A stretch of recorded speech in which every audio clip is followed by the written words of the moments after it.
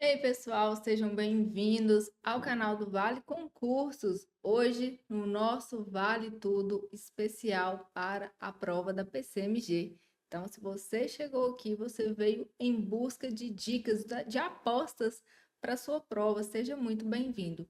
Se você não é inscrito no canal, aproveite e já se inscreva. Também ative as notificações. Esse sininho fica aqui logo abaixo para que você seja informado quando novos conteúdos forem disponibilizados.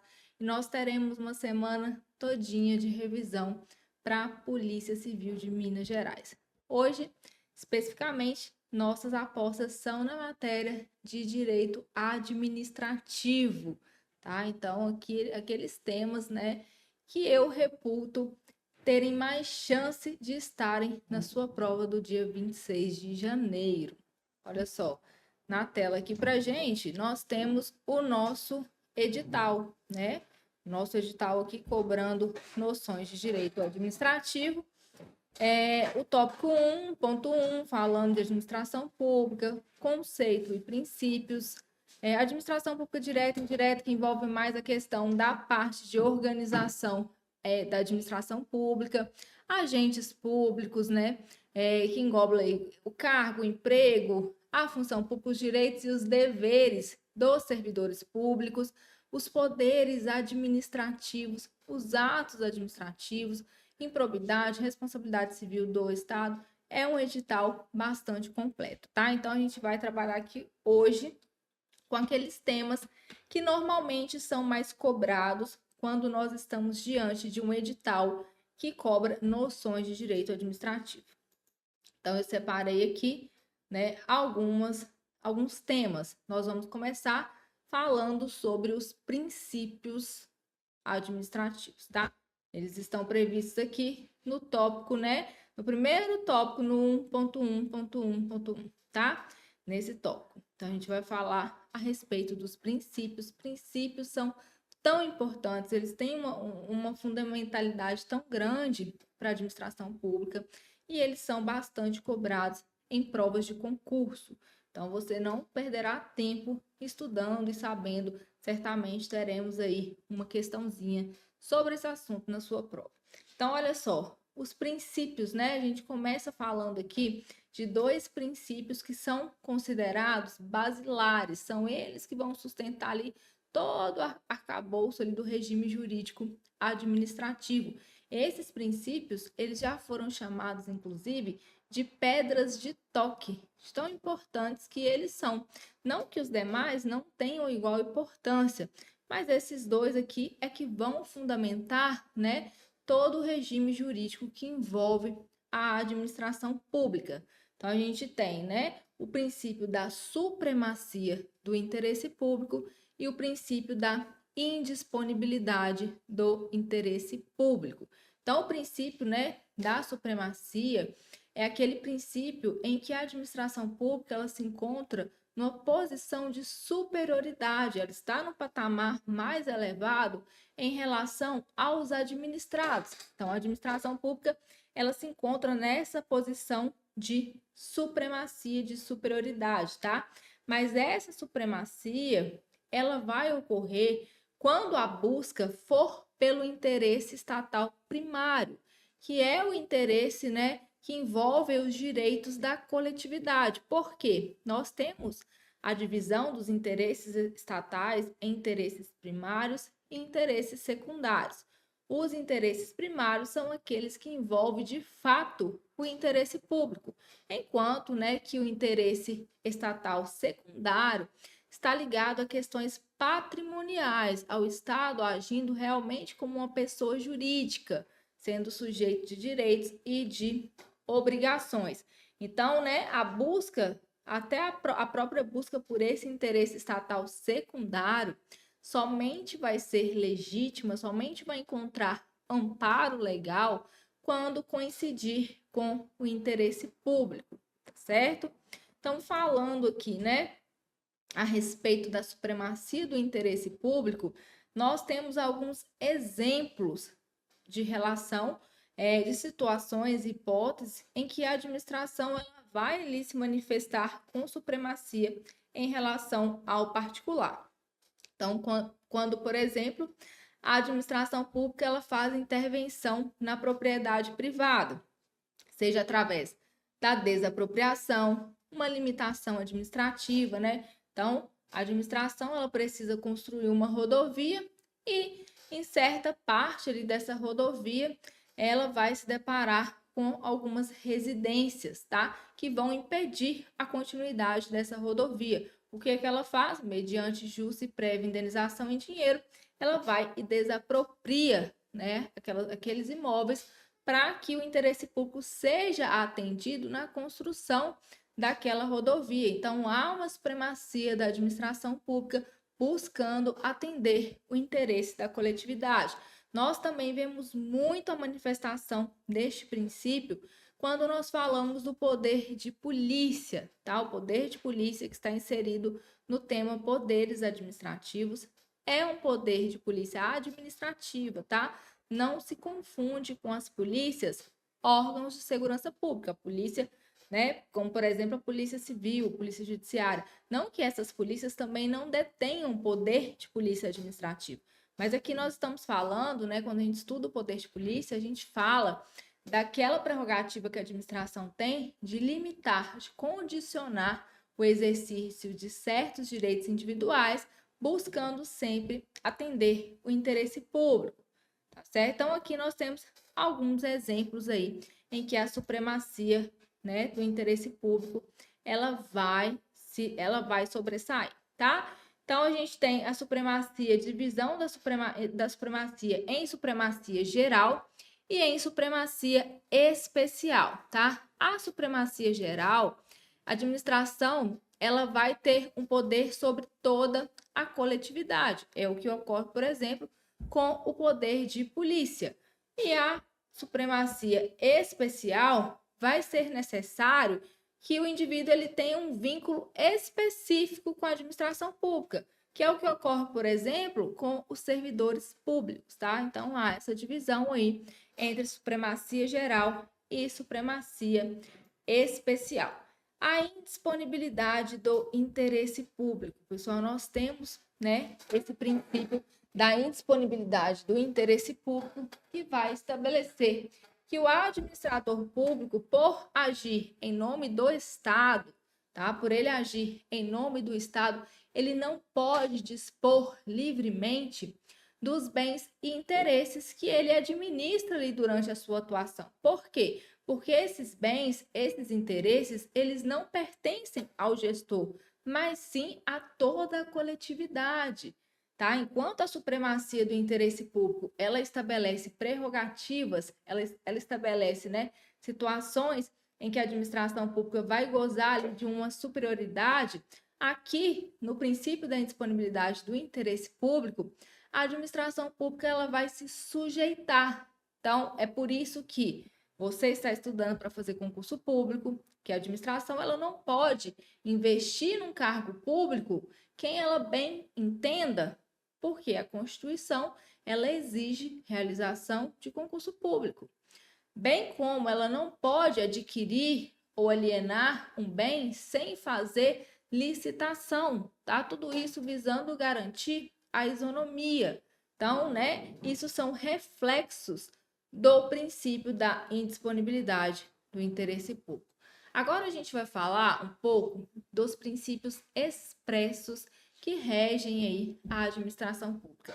Esses princípios, eles são assim chamados porque eles estão previstos no artigo 37, no caput do artigo 37 da Constituição Federal. E todos os outros que aparecem fora desses que nós veremos aqui, que formam o nosso mnemônico LIMP, eles são considerados princípios implícitos, ainda que eles estejam previstos em outras normas infraconstitucionais, tá? Então, assim, os expressos, se aparecer, né, na sua prova algo relacionado a princípios expressos, saibam que os únicos princípios expressos que nós temos são esses do artigo 37 da Constituição, que são assim considerados pela doutrina e que formam o mnemônico LIMP, né? Então, vamos ver aqui o que diz o artigo 37. A administração pública direta e indireta de qualquer dos poderes da União, dos Estados, do Distrito Federal e dos municípios obedecerá aos princípios de legalidade, impessoalidade, moralidade, publicidade e eficiência. Então, né, a gente viu aqui quais são eles: legalidade, impessoalidade, moralidade, publicidade e eficiência. Então, a gente vai fazer agora a análise de cada um desses princípios. Vamos falar um pouquinho a respeito de cada um deles, tá? E o que é mais cobrado em prova a respeito de cada um.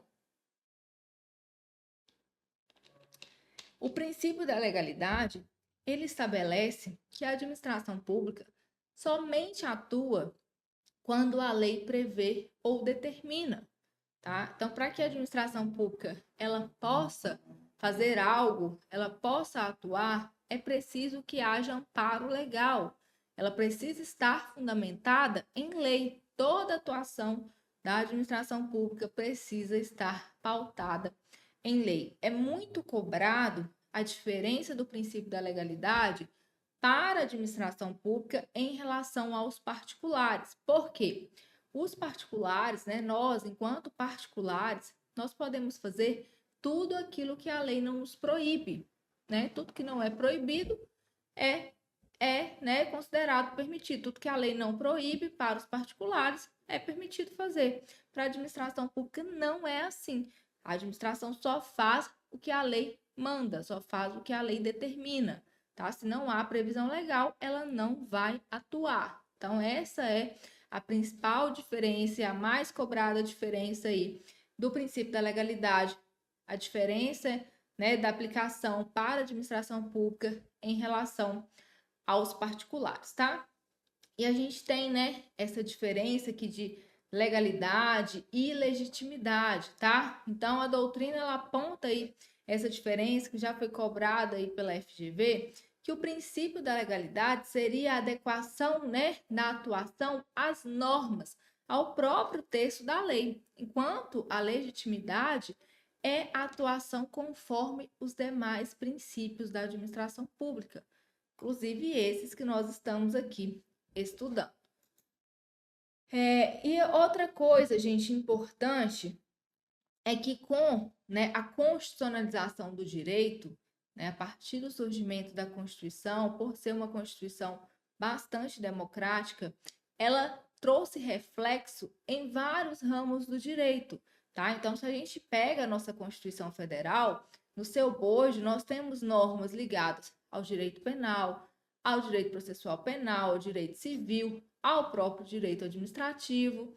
Então, a doutrina, uma parcela da doutrina vem sustentar que não é necessário que a atuação da administração pública esteja de acordo somente com a lei, mas sim com todo o ordenamento jurídico, e que, na verdade, nós teríamos um princípio da juridicidade.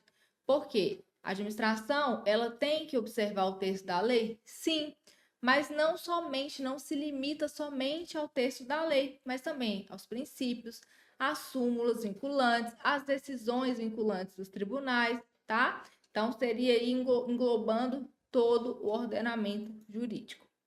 O princípio da impessoalidade. Gente, este princípio, ele vem para estabelecer uma atuação da administração pública isonômica, tá? A administração pública, ela não pode agir com a finalidade de beneficiar ou de prejudicar pessoas específicas. Então, ela traduz aí, né, essa questão da igualdade, da isonomia, tá? Então, tratar ali, né, as pessoas de forma igual e, em certa medida, de forma desigual, na medida da sua desigualdade. Mas esse tratamento desigual é visando o quê? Igualar, tá? Então, por que nós temos realização de concurso público?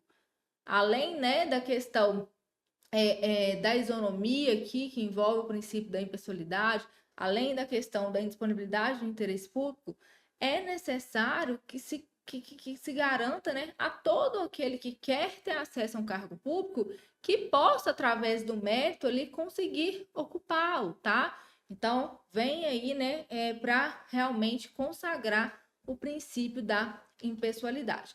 Outra vertente, né, além da questão da isonomia aqui, olha só, a gente tem a questão da igualdade material, que eu mencionei, que é, às vezes, conferir um tratamento desigual, mas com a intenção de igualar, tá? A gente tem a questão das cotas, né? Cotas aí para concursos públicos, são as cotas raciais que foram declaradas aí pelo STF constitucionais, elas são chamadas de ações afirmativas, tá? Porque, olha só, nessa decisão aqui do STF, ele disse que as cotas raciais, ela encontra fundamento no artigo 3º, no inciso 4º da Constituição, que estabelece como objetivo fundamental da República Federativa do Brasil promover o bem de todos, sem preconceito de origem, raça, sexo, cor, idade, qualquer outra forma de discriminação, tá? Então, a isonomia,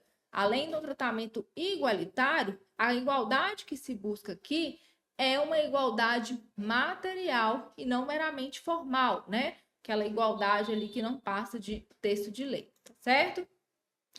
Agora, falando de uma outra vertente, uma outra face do princípio da impessoalidade, é a vedação à promoção pessoal.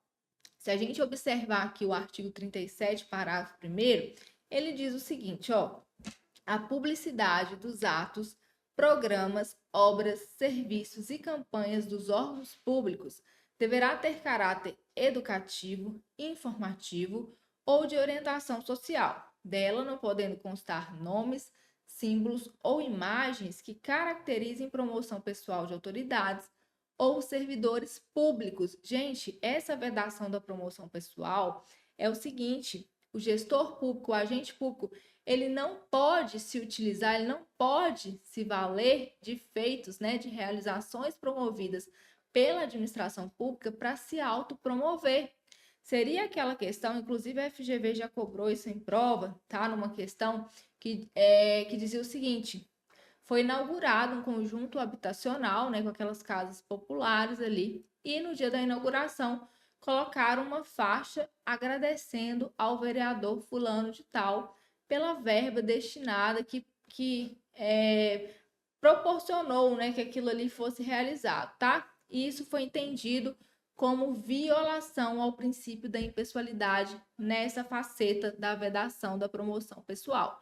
Então, se o prefeito ele constrói uma praça na cidade e coloca lá uma placa dizendo que foi um presente dele para a cidade, né? Vejam, ele está à frente do município, ele é gestor do município. Quem realizou a obra foi o município, tá? Então, os agentes públicos, o que eles não podem fazer é usar de realizações promovidas pela administração pública para se autopromover, para se vangloriar, tá? Isso é vedado, inclusive, isso configura improbidade administrativa.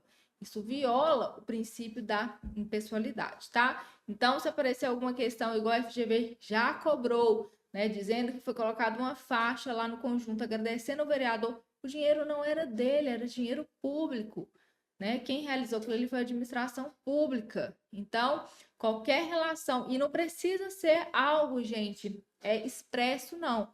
Por exemplo, o prefeito constrói um ginásio poliesportivo e pinta o ginásio com as cores do seu partido, ou coloca o nome do ginásio com seu nome de família, tá? Isso tudo vai violar, né, o princípio da impessoalidade. A gente tem, né, algumas decisões aqui do STF ligadas a este princípio, e eu procurei colocar aqui algumas jurisprudências para vocês, já que a FGV, ela também gosta de explorar um pouco aí a respeito dos entendimentos dos tribunais, tá? Então, a gente precisa estar ligado em relação a isso, e quando for importante, né, eu coloquei a jurisprudência para vocês. Então, olha só, o STF, ele teve uma decisão ligada à intranscendência subjetiva das sanções. O que significa? Uma sanção, né? Se eu faço alguma coisa de errado, eu que tenho que ser punido. Meu filho não pode ser punido em meu lugar, né? Porque se isso ocorrer, nós teremos a transcendência subjetiva da sanção. E isso não é permitido, tá? Então, olha só, de acordo com a Corte, não se deve aplicar sanções sobre determinado ente público se o ato irregular foi praticado pela gestão anterior, desde que a gestão atual ao assumir, tenha tomado providências para corrigir as falhas, ressarcir o erário e punir os responsáveis. Então, se um prefeito anterior do município ele pratica atos irregulares na sua gestão, o novo prefeito ele não pode sofrer sanções pelos atos praticados pelo anterior, principalmente se ele estiver tomando providências para corrigir essas falhas que foram praticadas, tá? Porque se isso acontecesse, nós estaríamos tendo a transcendência das sanções.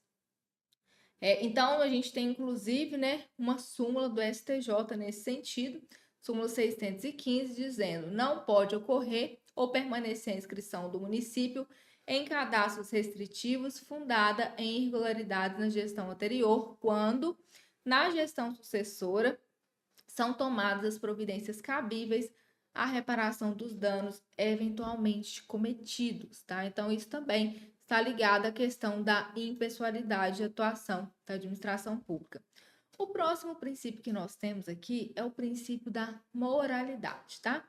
Este princípio, ele vem impor, né, ele vem exigir mesmo que os agentes públicos atuem, eles possam ali, no exercício da sua função, agir com probidade, com honestidade, com lealdade, boa fé, tá? Com princípios éticos. Infelizmente, a gente sabe dos casos de corrupção, de escândalos aí que a gente já teve no nosso país, tá? Então, o princípio da moralidade, ele vem justamente para tentar coibir esse tipo de prática. Então, a gente tem instrumentos como a própria Lei de Improbidade Administrativa, que vem aí para, né, consagrar o princípio da moralidade. E aí nós temos a diferença da moralidade administrativa para a moralidade comum ou social. Por quê? Porque, às vezes, o que não é imoral perante a sociedade vai configurar uma prática imoral perante a administração pública. Então, o fato de receber presentes, né? Receber presentes, aos olhos da sociedade, não há nada de imoral, né? Se o presente não é imoral, não há problema algum. Só que se o agente público, ele recebe presentes de alguém que está interessado em algum ato de ofício seu, alguma ação ou omissão sua que possa resultar benefício para ela, tá? Esse agente público, ele pode, inclusive, responder por improbidade administrativa. Então, vejam, algo que, perante a sociedade, seria perfeitamente aceitável, não seria imoral. Mas, né, como nós estamos falando aqui de uma moralidade administrativa, isso poderia configurar ato de improbidade administrativa, tá? Ligada a este princípio, nós temos a vedação do nepotismo. O que é o nepotismo? É aquela prática que acontecia, né, de autoridades que tinham ali cargos de livre nomeação e livre exoneração ao seu dispor, os chamados cargos comissionados, e eles investiam nesses cargos pessoas de sua família, familiares seus. Então, o que acontecia? Você chegava em um determinado órgão público, todo mundo lá tinha a mesma cara, né? Você chegava na prefeitura, o prefeito e todos os servidores que você se deparava com a mesma fisionomia, eram tudo parente, tá? Então, essa era a prática do nepotismo. E o STF, né, por entender que o nepotismo ele viola a moralidade administrativa, ele viola também o princípio da impessoalidade, é que ele criou essa súmula vinculante 13, né, dizendo o seguinte: a nomeação de cônjuge, companheiro ou parente em linha reta, colateral ou por afinidade, até o terceiro grau, inclusive, da autoridade nomeante, ou de servidor da mesma pessoa jurídica investida em cargos de direção, chefia ou assessoramento para o exercício de cargo em comissão ou de confiança, ou ainda de função gratificada na administração pública direta e indireta, em qualquer dos poderes da União, dos Estados, do Distrito Federal e dos municípios, compreendidos o ajuste mediante designações recíprocas, viola a Constituição Federal. Então, o STF, né, com essa súmula que ele veio dizer, olha, não é permitida essa prática, tá? Então, não é possível que a autoridade, ela nomeie seu cônjuge, seu companheiro, seu parente, né, em linha reta ou colateral até o terceiro grau. Então, sogro, sogra, genro, pai, mãe, avô, irmão, filho, tá? Tudo isso, né, está englobado aqui, tá? Que isso ofende a Constituição. Por quê? Porque a Constituição ela estabelece a regra do concurso público para que um cargo público ele seja ocupado, tá? Tirando aqueles cargos comissionados, né, cargos de livre nomeação e exoneração, mas esses cargos também não podem ser investidos por parentes da autoridade. Nós vamos ter, né, uma exceção, que eu já vou falar dela, mas antes vou falar a respeito aqui da designação recíproca, que seria aquele nepotismo cruzado, tá? Então, seria o seguinte, o presidente da Câmara Municipal nomeando os parentes do prefeito e o prefeito nomeando os parentes, né, do presidente da Câmara Municipal, tá? Isso era um meio aí de burlar essa questão do nepotismo. Isso configura nepotismo, mas um nepotismo cruzado e também não é permitido, tá? Então, olha só, aqui alguns julgados de situações que já chegaram até os tribunais superiores a respeito deste tema. Então, ó, não há nepotismo quando a pessoa nomeada tem parente no órgão, mas não possui hierarquia capaz de influir na nomeação. Então, se a pessoa, né, que foi nomeada, ela tem um parente que trabalha nesse órgão, mas esse parente ele não tem competência, ele não tem autoridade para nomeá-la, tá? Isso não vai configurar nepotismo, porque isso também seria uma forma de violar o que se buscou garantir. Então, né, pelo simples fato de você ter um parente na Polícia Civil, por exemplo, isso não impede de você entrar, né, nos quadros da instituição, tá? Então, se a autoridade ela não tem, né? Se a pessoa que foi nomeada, ela tem um parente, mas o parente ele não tem autoridade para nomear, tá? Isso não vai configurar, então, o nepotismo.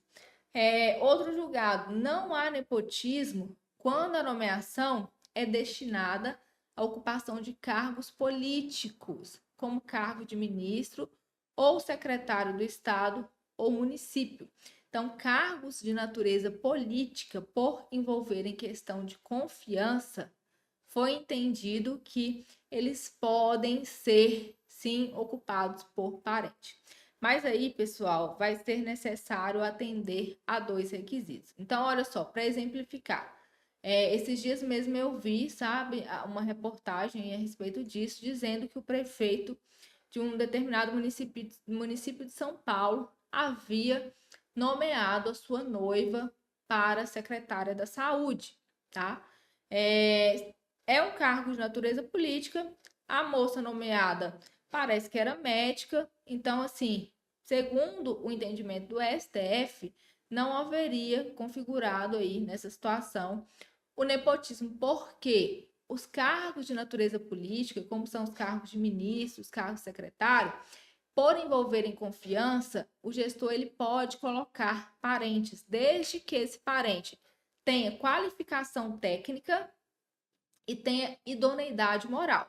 Então, vejam, o rapaz, o prefeito, ele nomeou a noiva, que era médica, para o cargo de secretária da saúde. Ele não poderia pegar, por exemplo, a noiva e colocar no cargo se ela não tivesse nenhum conhecimento técnico na área.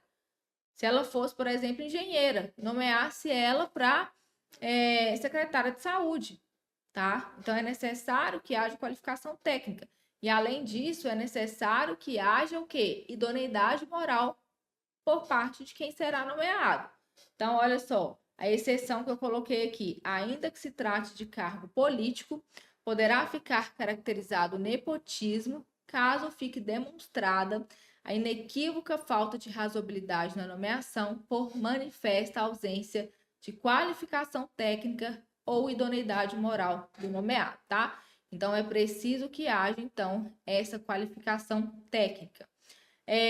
Cargo de conselheiro do Tribunal de Contas não é cargo político. Então, aqui, o governador, foi uma situação em que o governador de um determinado estado, ele nomeou seu irmão para cargo de conselheiro do Tribunal de Contas e isso configurou nepotismo, porque o cargo de conselheiro do Tribunal de Contas não tem natureza política. O STF entendeu que essa ação violou a Constituição Federal.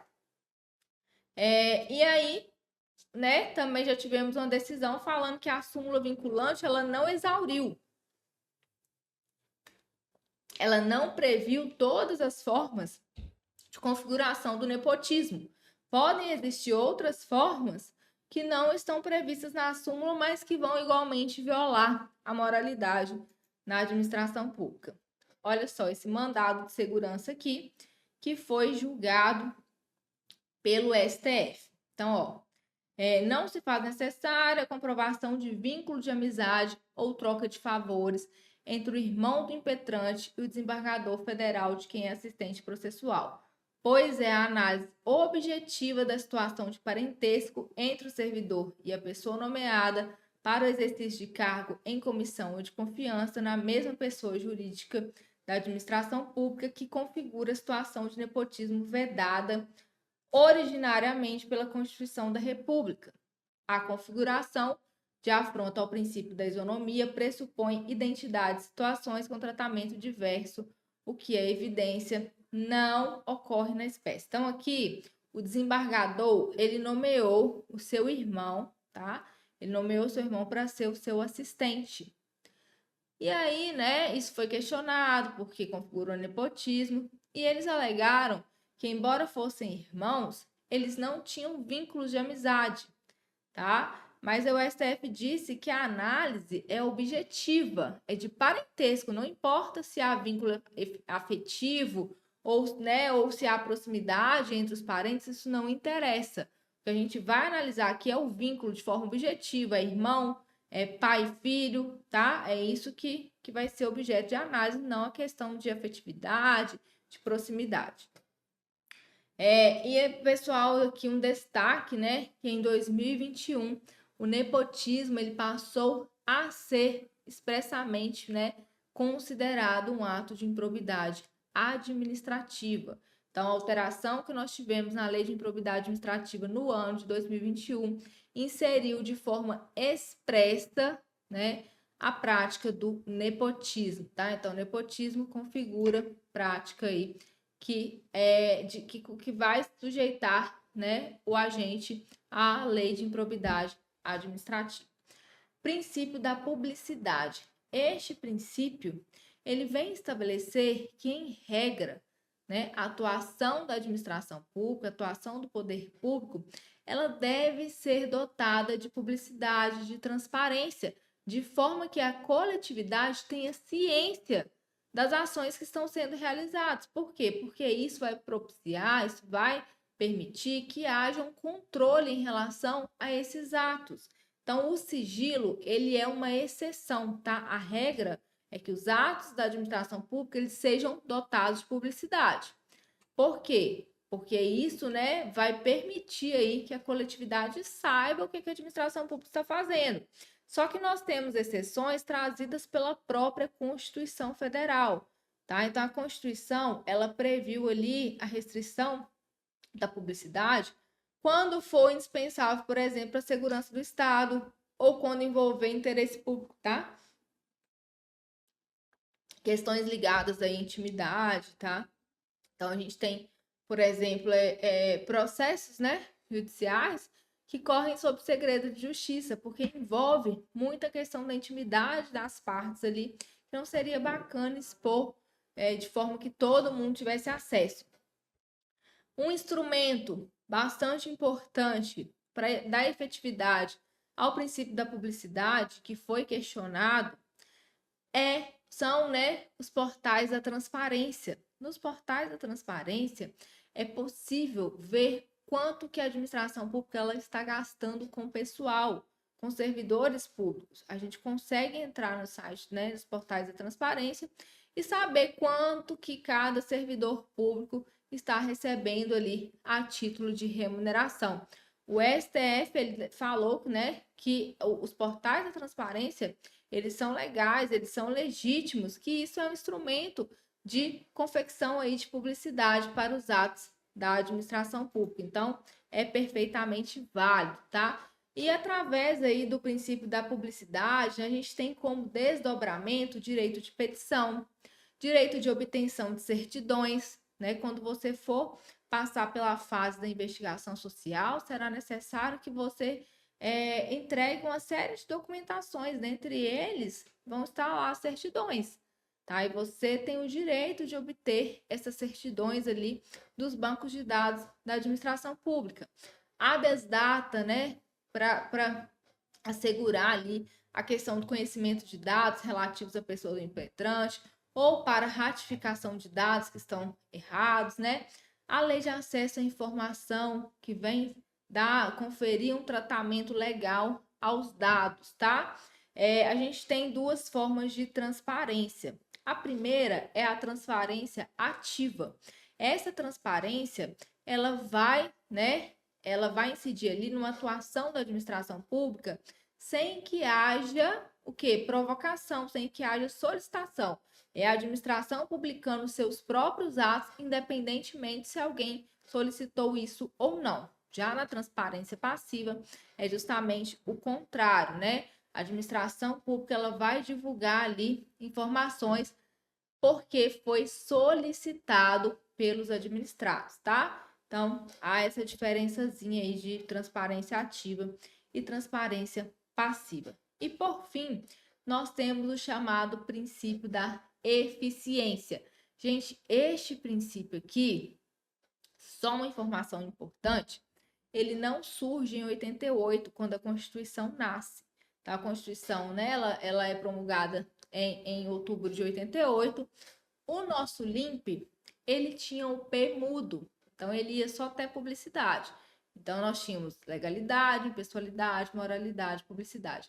O princípio da eficiência, ele só foi inserido na Constituição com a emenda constitucional 19 de 98, ou seja, 10 anos depois do nascimento da Constituição. E esse princípio, ele vem, né, buscar o quê? Melhores resultados, produtividade, a saída de uma administração pública extremamente burocrática para a chamada administração pública gerencial, tá? Em que os resultados ali, né, eles superam, tá? Os bônus, eles vão superar os anos.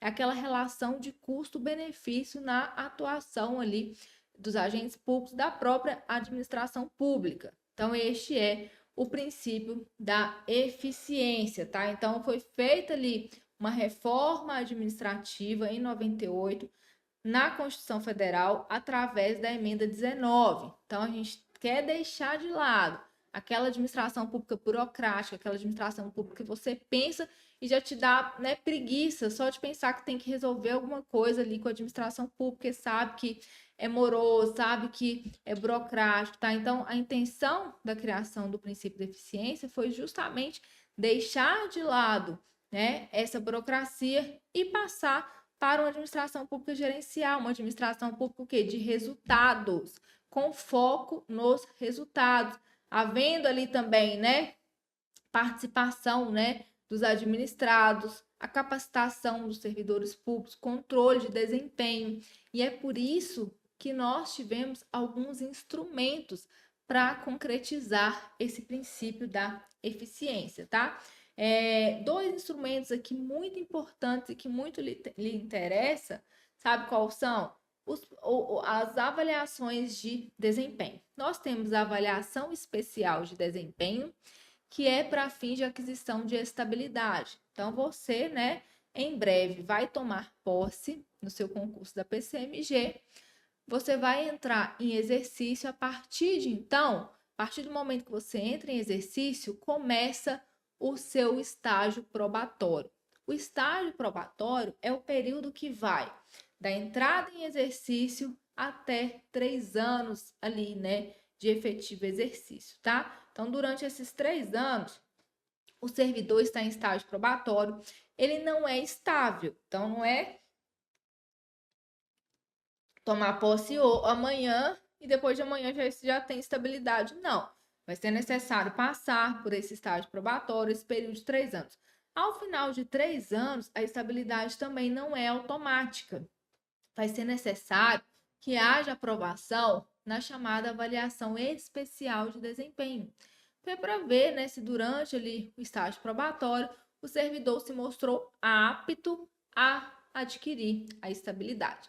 tá certo? Então, a avaliação periódica de desempenho vai ser feita aí por uma comissão, né, especial para essa finalidade.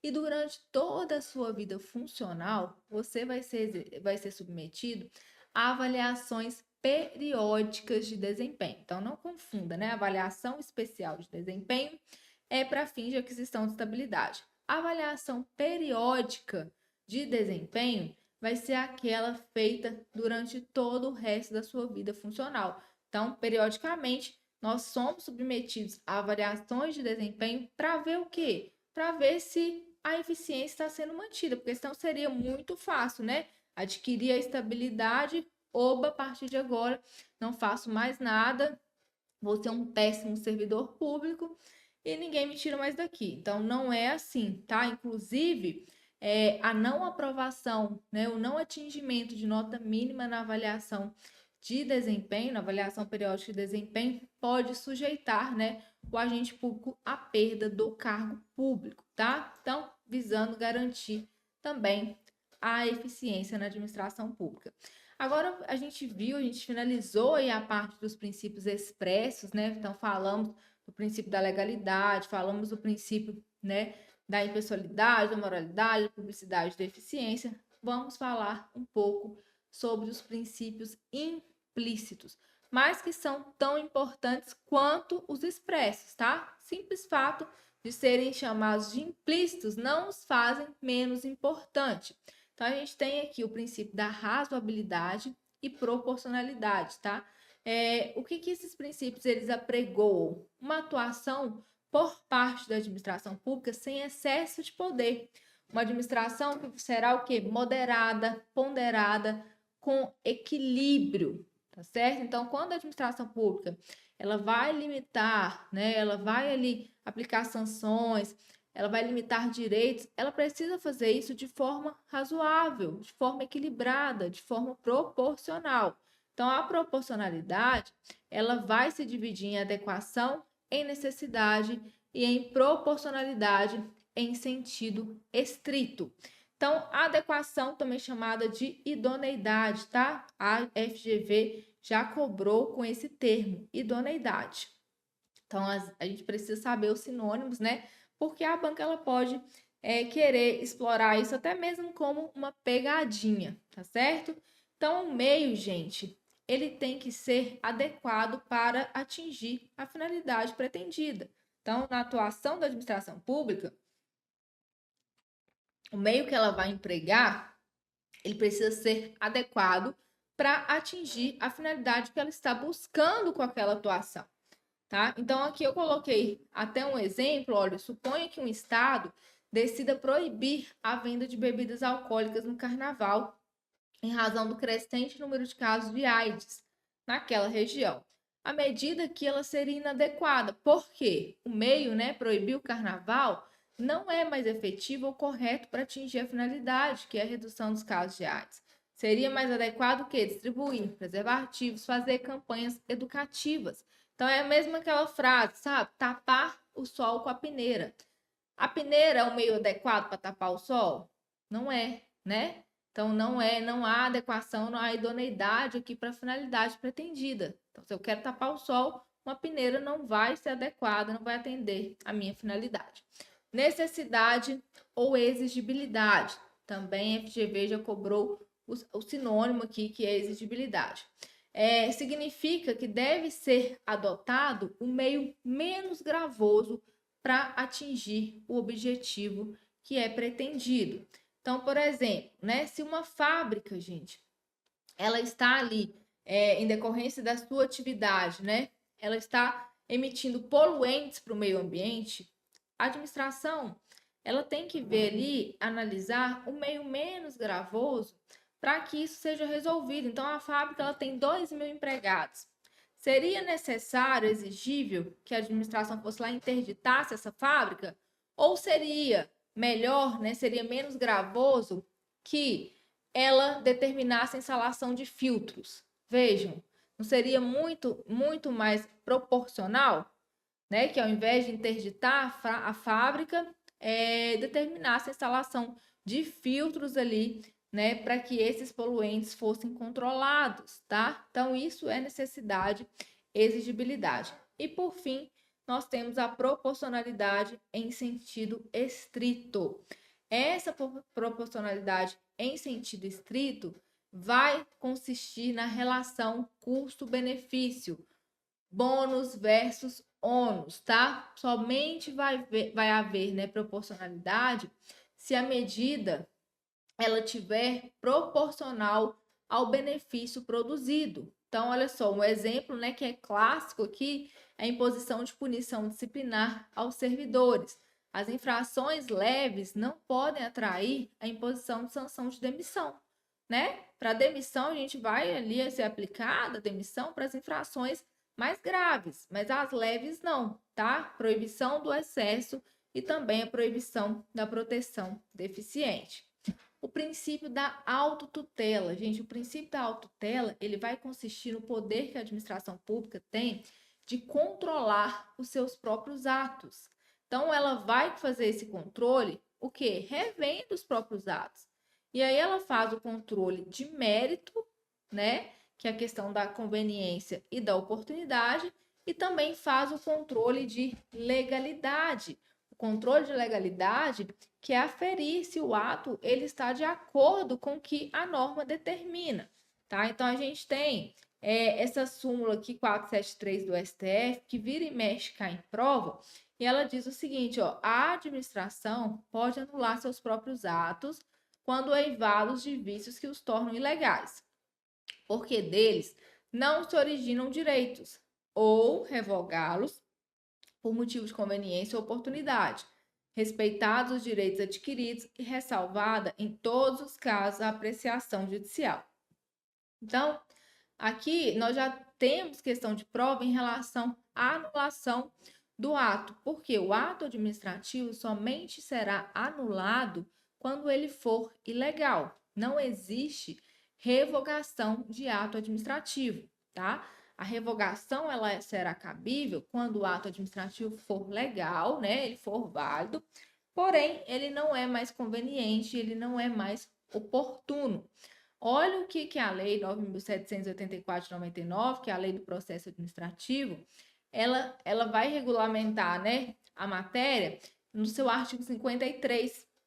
Ela fala o seguinte: a administração deve anular seus próprios atos quando eivados de vícios de legalidade e pode revogá-los por motivo de conveniência ou oportunidade, respeitados os direitos adquiridos. No caso da revogação, né, essa decisão de revogar é dali para frente, né? O que já foi feito ali durante o ato é direito adquirido, tá? Anulação não, anulação, salvo, né, determinação em contrário, ela retroage até a data de surgimento do ato, porque o ato viola a lei, tá? Então, a anulação é para ato ilegal e a revogação é para ato válido, ato legal, mas que se tornou inconveniente, que se tornou inoportuno. Então, a gente tem, né, um prazo chamado de prazo decadencial para que a administração pública anule os seus atos ilegais que geram efeitos favoráveis aos administrados, salvo se tiver, né, má fé, tá? Então, olha só, esse prazo ele será de 5 anos, tá? Então, a administração pública tem um prazo de 5 anos para anular os seus atos ilegais que geram efeitos favoráveis para os administrados, salvo comprovada má-fé. E o STF, ele possui, né, uma jurisprudência pacífica, no sentido que os atos administrativos inconstitucionais, aqueles que violam a Constituição, eles podem ser revogados a qualquer tempo, inclusive após esse decurso de 5 anos. Então, o ato que viola a lei, o prazo para anular aquele que viola a lei que gera efeitos favoráveis, tá? O prazo para anular será o quê? Será de 5 anos. Agora, o ato que viola a Constituição, ainda que gere efeitos favoráveis, ele vai ser anulado independente do tempo. Então, se alguém é investido num cargo público sem concurso, gente, isso pode passar aí 10, 20 anos, tá? Que essa pessoa, esse ato, ele continua ilegal e ele pode ser anulado a qualquer momento, porque ele viola a Constituição, já que a regra do concurso público ela está prevista na Constituição Federal. Olha só, eu trouxe algumas questõezinhas aqui de como a FGV já cobrou esse tema para a gente poder finalizar aqui o nosso Vale Tudo. Tenho certeza que terá ali uma questão na sua prova sobre esse tema de princípio, tá? Então, olha só, ao analisar a jurisprudência dos tribunais superiores, Stephanie observou que determinado princípio implícito na Constituição da República costuma ser invocado como fundamento para limitar a autotutela da administração, inclusive nas hipóteses em que é admitida, ainda que excepcionalmente, a aplicação da teoria do fato consumado em matéria administrativa. É correto afirmar que tal princípio é o da A. Legalidade, B. Publicidade, C. Segurança jurídica, D. Eficiência e E. Probidade. Então, olha só, a Stephanie, né, ela observou que determinado princípio implícito. Então, aqui a gente já vai riscar a letra A, a letra B e a letra D. Por quê? A, B e D são princípios expressos. A gente tem que ter sabedoria também. Na hora não é só dominar o conteúdo, mas saber, né, facilitar a nossa vida na hora de responder questão. Então, sobrou segurança jurídica e probidade. Probidade está ligada à questão da moralidade, né? O princípio da moralidade.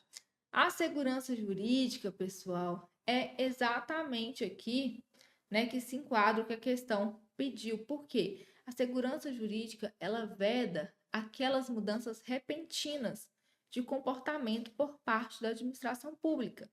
Tá? Então, se a administração pública ela age de uma forma, né, há anos, ela não pode virar e falar, olha, a partir de hoje eu mudei, vai ser assim. Não, tá? Por razões de questão de segurança jurídica, né, os direitos que já foram adquiridos, os fatos já foram consumados, permanecem, e tem que haver um período de transição para que as pessoas se adaptem ao novo regime, ao novo entendimento, tá? A gente teve reforma da Previdência, nós temos as regras de transição, né? Porque é a administração mudando ali a regra do jogo e muita gente está no meio do jogo. Então, por questão de segurança jurídica, temos regras de transição, tá? Princípio da segurança jurídica. Sobre a vedação ao nepotismo, assinale a afirmativa correta. A limitação à nomeação só se aplica às entidades da administração direta e aquelas da administração indireta sujeitas ao regime do direito público. B. Os limites da definição do que seja nepotismo são fixados exclusivamente pelas relações de parentesco traçadas pelo Código Civil. C. A limitação à nomeação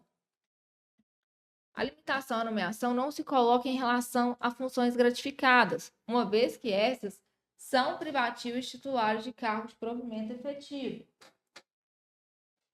D. A limitação à nomeação decorrente de ajuste mediante designações recíprocas só se aplica entre cargos integrantes da mesma entidade federada. É a configuração de nepotismo na nomeação de irmão dispensa a comprovação de vínculos de aproximação e afeto, uma vez que o critério determinante da vedação é de natureza exclusivamente objetiva. Aqui, né, letra S é o nosso gabarito.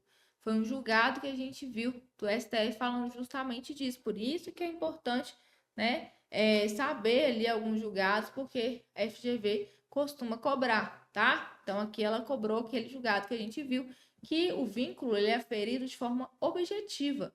A gente não vai analisar vínculo afetivo aqui, né, subjetivo, mas sim a questão do parentesco, tá? Então, letra E.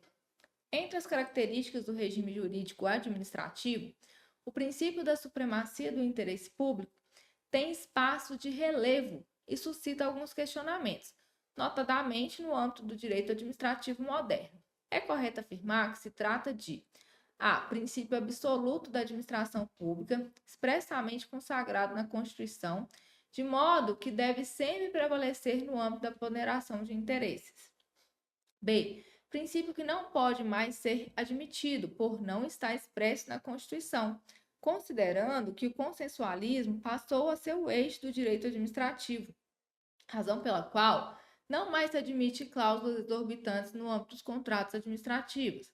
C. O princípio que é inexorável à atuação da administrativa, expresso na Constituição, que, juntamente com o princípio da indisponibilidade do interesse público, importam na vedação de que a administração pública formalize instrumentos consensuais com particulares.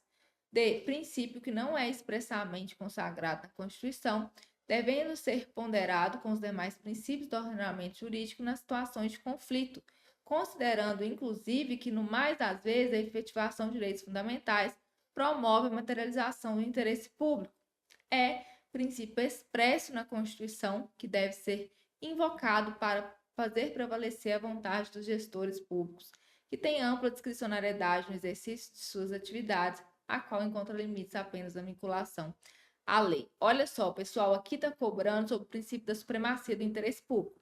Então, vamos resolver de forma inteligente? Onde está dizendo que ele é expresso, a gente já arrisca a alternativa. Então, ó, a letra A falou que ele é expressamente consagrado na Constituição. A letra C falou que ele é princípio expresso na Constituição. A letra E, então a gente riscou aqui A, C e E. Sobrou B e D, tá? A B vai dizer o seguinte: princípio que não pode mais ser admitido. Então, aqui, né, já para, porque a gente viu que o princípio da supremacia do interesse público é o quê? É um dos princípios basilares, juntamente com o princípio da indisponibilidade do interesse público. Logo, a nossa alternativa é a letra D. É um princípio que não é expressamente consagrado na Constituição, certo? Deve ser ponderado com os demais princípios do ordenamento jurídico, sim, nas situações de conflito, considerando, inclusive, que, no mais das vezes, a efetivação de direitos fundamentais promove a materialização do interesse público. Perfeito aqui, letra D, tá? É uma questão extensa, a princípio parece difícil, mas não é difícil. Se você souber essas palavrinhas, né, a gente já mata ali as alternativas e já descarta. A última questão para a gente terminar aqui, ó. O município Delta, após o devido processo legislativo, fez editar uma lei que criou 300 cargos em comissão, sem pormenorizar, contudo, as respectivas atribuições em decorrência do objetivo de que os respectivos agentes desempenhassem atividades burocráticas de apoio técnico e administrativo. Tal norma especificou ainda o percentual dos cargos a serem preenchidos por servidores ocupantes de cargos efetivos e determinou que o regime próprio de previdência dos servidores será aplicável mesmo para aqueles que ocupam exclusivamente cargo em comissão, sendo certo que o número de cargos por ela criado corresponde a mais da metade dos efetivos existentes no âmbito do aludido ente federativo. Diante dessa situação hipotética, à luz da jurisprudência do STF acerca do tema, é correto afirmar que A. É constitucional a criação de tais cargos em comissão, sem pormenorizar as respectivas atribuições. B. É inconstitucional a determinação de que um percentual dos cargos em comissão será ocupado por servidores de cargos efetivos. C. É constitucional a utilização de tais cargos em comissão para desempenhar atividades burocráticas de apoio técnico e administrativo. D. É inconstitucional a criação de cargos em comissão na proporção em que é realizado, diante da violação ao princípio da proporcionalidade. É constitucional a submissão dos agentes ocupantes de cargo exclusivamente em comissão ao regime próprio de previdência dos servidores. Gente, olha só o que a questão fala. A questão, ela fala o seguinte, tem mais uma questão, achei que essa era a última, tem mais uma. Olha só, a questão, ela fala que os cargos em comissão, olha só aqui, ó, sendo certo que o número de cargos por ela criado corresponde a mais da metade dos cargos efetivos. Ou seja, tem mais cargo comissionado é aquele que não precisa de concurso público, do que cargo efetivo, que é aquele que precisa. Isso está o quê? Desproporcional, tá? Tem uma desproporcionalidade aqui. Então, olha só, letra D, é inconstitucional a criação de cargos em comissão na proporção em que é realizado, porque ele é mais da metade superior em relação aos cargos efetivos, diante da violação ao princípio da proporcionalidade, tá? Agora sim, para a gente finalizar, ó, o município Ômega, após o devido processo legislativo, fez editar a Lei ABC, que versa sobre o concurso público e contém as seguintes determinações. Primeiro, assegura para os candidatos nascidos na localidade um acréscimo de 10% na nota final dos concursos públicos, realizado pelo mencionado ente federativo. E 2, veda a investidura em cargos efetivos de seus quadros candidatos que tenham sido condenados por sentença judicial transitada em julgado por ato de improbidade administrativa a qualquer tempo. Olha só, vamos analisar essas normas aqui e a gente vai para as alternativas. Por quê? A primeira ali, assegurar os candidatos nascidos na localidade um acréscimo de 10% na nota, isso é inconstitucional. Por quê? Porque isso veda a impessoalidade. Uma coisa seria o quê? Todos os alunos que estudarem em escolas públicas do Brasil inteiro vão ter 10%. Beleza. Não pode restringir a uma localidade. Igual o DF, o Distrito Federal, ele criou uma lei que foi até declarada inconstitucional, que era nesse sentido, que alunos de escolas públicas do Distrito Federal teriam uma nota de 10% a mais no concurso público. O STF falou, não, você quer beneficiar alunos de escola pública, é de todos os entes federativos, você não pode limitar a localidade, porque isso veda isonomia, né? Isso fere a isonomia.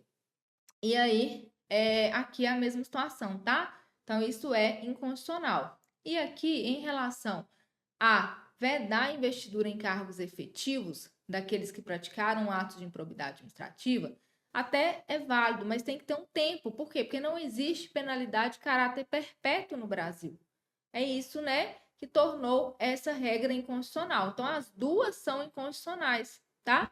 As duas normas aqui, as duas regras são inconstitucionais. Ó, letra E. Ambas as normas são inconstitucionais, pois a descrita no item 1 viola o princípio da isonomia, enquanto a constante no item 2 vai de encontro à inviabilidade de sanções de caráter perpétuo.